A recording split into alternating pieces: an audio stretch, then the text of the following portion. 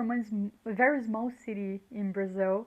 I was always curious about the world. I always wanted to travel, and I never really had the chance to leave my country before I went to the US to study, and neither my parents. So before this whole thing, no one in my family ever had a passport, for example. In Brazil, we have mathematic Olympics, and I was part of it. I got third bronze medal once.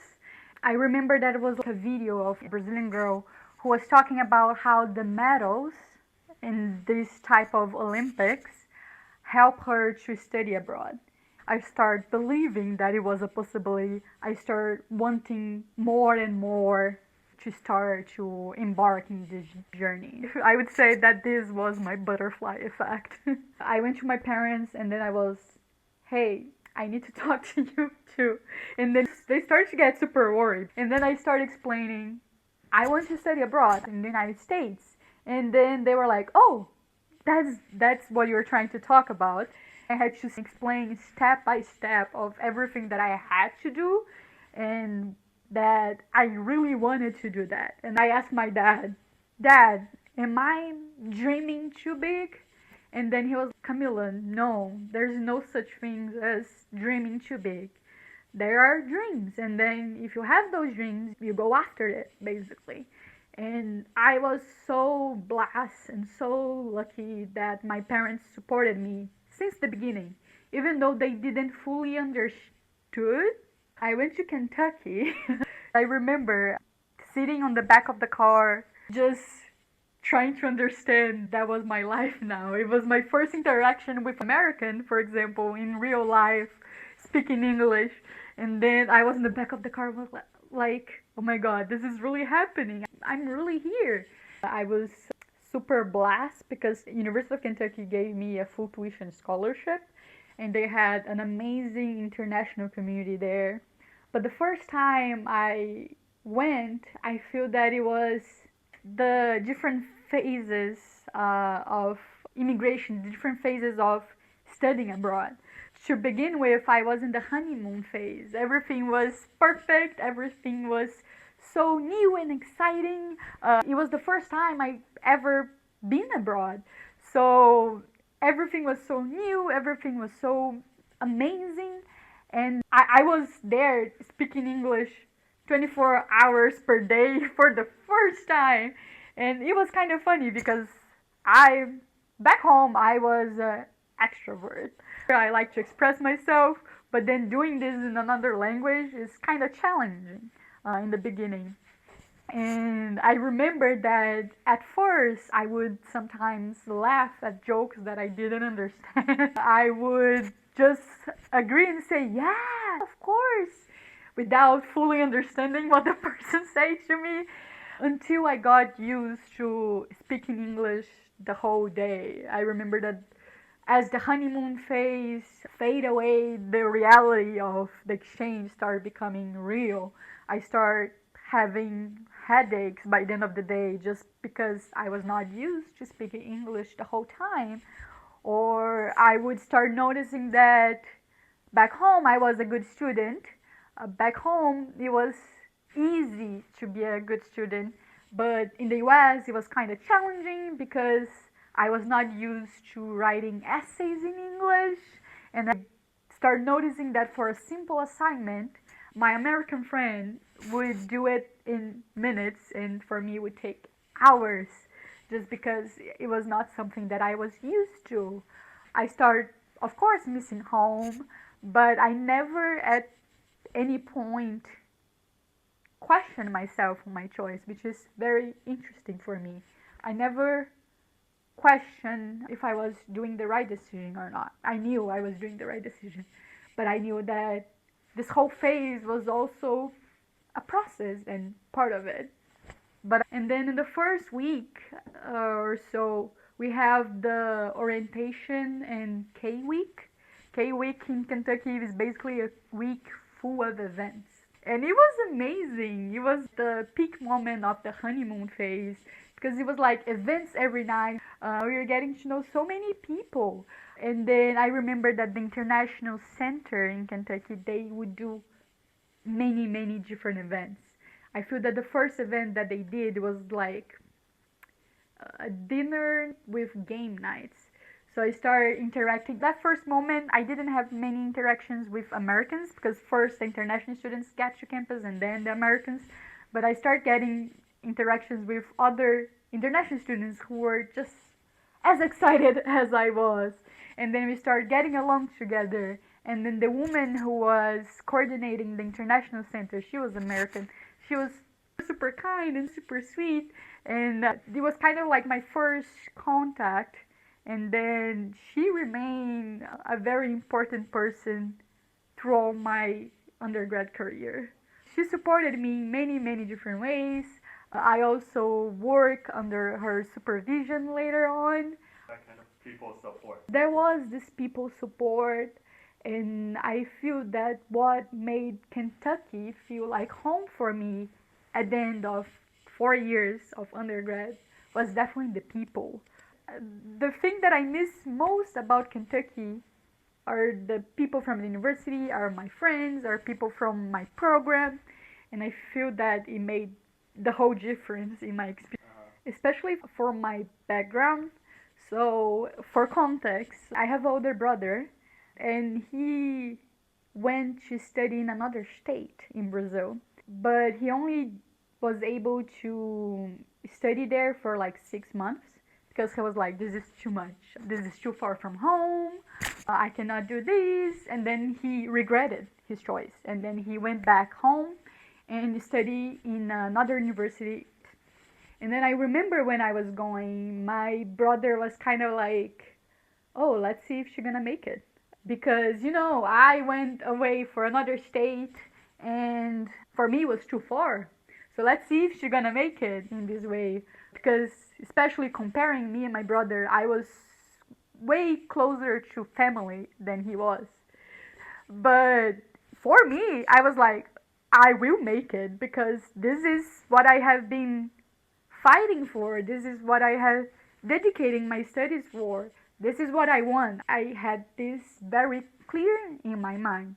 And even though there are moments of hardship, especially on my second semester when the honeymoon phase fade away, there was no moment where I questioned or where I was thinking maybe I should have gone to school in Brazil or maybe I shouldn't have done this. No, it was all the moments I just knew it was the right decision. I feel that studying abroad changes you for good, you wanting or not, because you are all by yourself in a new country, and then you had to start dealing with stuff that you wouldn't deal at home. Like simple things, it changes you because you learn how to be independent, you learn how to adapt, you learn how to be an adult. And in a very young age, in a very intense level. Because for Americans, they're kind of learning how to be an adult. There's the first time being away from parents, but if they have a problem, they can go home. If they have a spring break, they can go home. They can go home for Thanksgiving. They can go home for any small holidays. And my roommate would, her family lived really close to the university. So any opportunity she had, she would go home. I didn't have that option. So I had to learn how to be an adult in a very intense way, very far away from home. And I feel it shaped me in how I became a student, how I became a professional in international relations in the future, things like that. But it's hard, right? It is very hard. And then I feel that's what makes international friend groups that special. Because we are kind of like all dealing with that together. We are all dealing with difficult situations together. And I feel that's part of why many of my friends in Kentucky, they were international. Because we know what we're dealing with. We know our struggles. And then we create like a support group for ourselves. By the time I adjusted to Kentucky, I was already comfortable. The headaches were gone. I decided to go abroad again. I decided to go abroad to semester at sea. which is a not exchange, a study abroad program that takes you on a ship, and then you travel to 11 different countries while studying on the ship. And I remember the first time I saw it because I had no idea that, first of all, this existed. I started searching for study abroads that were in Spain or countries that speak Spanish, and then this program showed up, and it was showing like in the countries, Spain and other 10 countries. And then I was like, is this even real? And then I started looking at their websites, and then I was like, whoa, it is real. But it was so expensive. And then I was like, oh, that's the kind of thing that maybe I'm dreaming too big again. And then I talked to my parents about it. And then it was the kind of feeling is like you don't lose nothing from trying. You don't lose nothing from by applying. So I was like, okay, let's apply and see what happens. And then semester at sea ended up being the best semester of my life, and maybe the cheapest semester I had abroad because I got so many scholarships that by the end, a semester at sea for me was cheaper than a semester in Kentucky, which was insane. I had a very good group of friends, and then we started traveling a lot together. One that came to my mind first was actually the last day on the ship. Semester at Sea has a very big tradition of watching the sunset. I remember that basically everyone on the ship got together just to watch the final sunset. That was very special for me. Also, on that night, we were trying to stay awake as much as we could because we didn't want to let the night go. We didn't want to spend the last night on the ship just sleeping. So I remember that a very good friend of mine, her name is Luar, she had this brilliant idea. It was like an activity for our friend group. We would just go around and try to get deep conversations. I feel that that was very meaningful for all of us. By the time we're done with the conversation with this person would like make a bracelet for you, and you would make a bracelet for this person. And then we would end the night with so many different bracelets because we would have so many different talks and meaningful talks. So that was definitely a very special moment. I don't know, that's very great question. It's definitely easier to bond or faster to bond with an international student because it's kind of like what I'm dealing through, I know what you're dealing through, so we kind of like bond based on experience. But also, I love just learning about different cultures in different countries. So it's something that is like studying abroad made me love to go around and introduce myself. Hey, my name is Camila, I'm from Brazil. It kind of became part of my identity first when I went abroad because I never saw truly myself as a Brazilian as a big part of my identity. And then as I went abroad, that became a part of my identity. And I feel that the moments that we connect with people is the moments that you share a little bit of your identity, and then you also receive a little bit of other people's identities and cultural exchange, like this culture exchange practice of learning how we do things in Brazil, which music we listen to, and then learning from other students which type of music they listen to, or how do they do stuff in their countries. And I feel that this culture exchange is what makes me connect with people a lot. I don't know exactly what I want to do right after graduation, but I have this end goal that I'm trying to find ways to get into that end goal. But I wanted to work with conflict resolution, conflict mediation. I think that this is, for me, one of the most fascinating things. Just the idea of like getting people together to avoid a war. I know that is like very basic concepts, but they're very hard to apply in real life. I remember the first international relations class that I ever had. and we were learning about the bargaining theory and then the bargaining range and everything like that. And then I remember the professor saying that war is always costly. There's always a bargaining range where both actors would prefer rather than going to war. And then I remember being fascinated with that idea.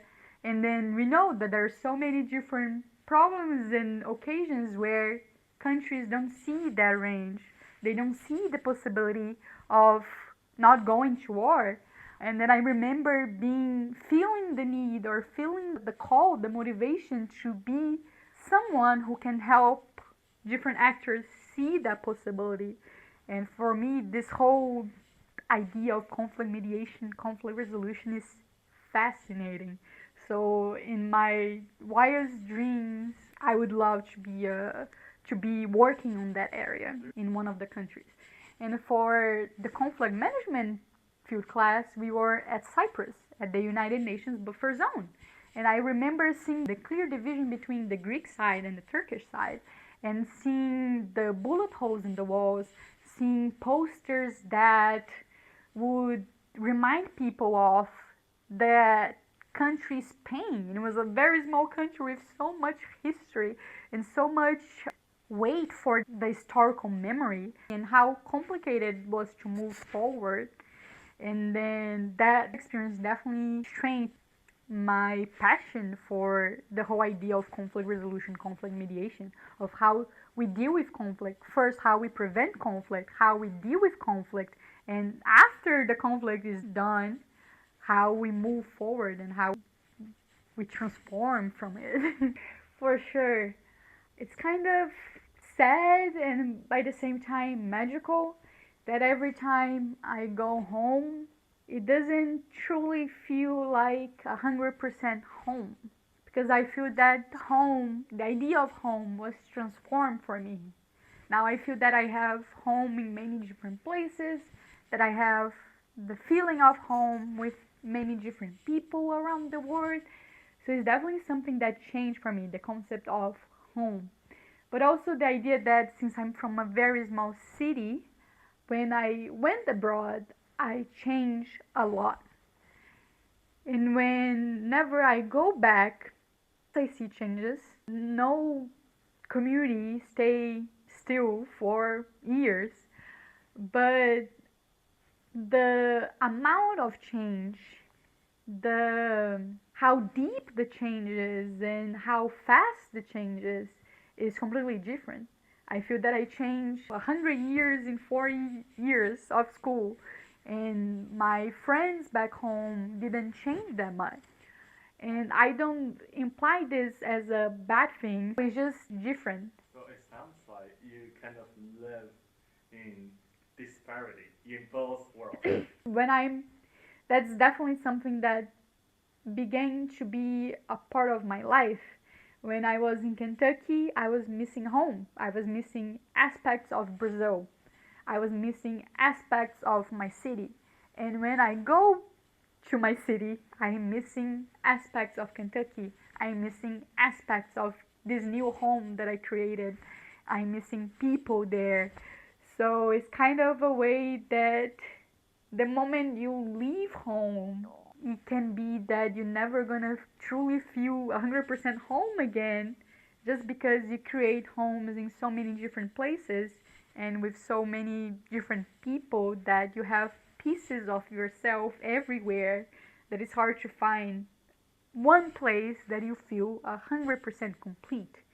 There are places that you feel more complete, but I guess never 100%.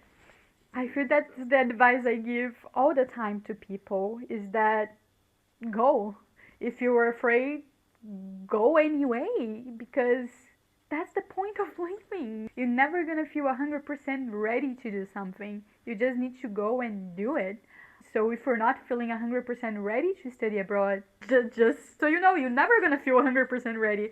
So just go and explore. If you have this desire, go for it. And don't think too much of what other people will think of you. Don't think too much of all the problems. Think about all the different possibilities, what you're gonna gain Of course, you're gonna lose a lot. You're gonna lose moments with your family. You're gonna lose moments in your country, but you also gonna gain a lot. You're gonna be transformed a lot, and I believe transformed for good. So, for anyone who is in doubt of should I go, should I not go, I would say book that plane ticket, go, explore, have fun, because I feel that the moment that you go abroad is the moment you have a very personal encounter with yourself and you learn a lot about yourself in the journey.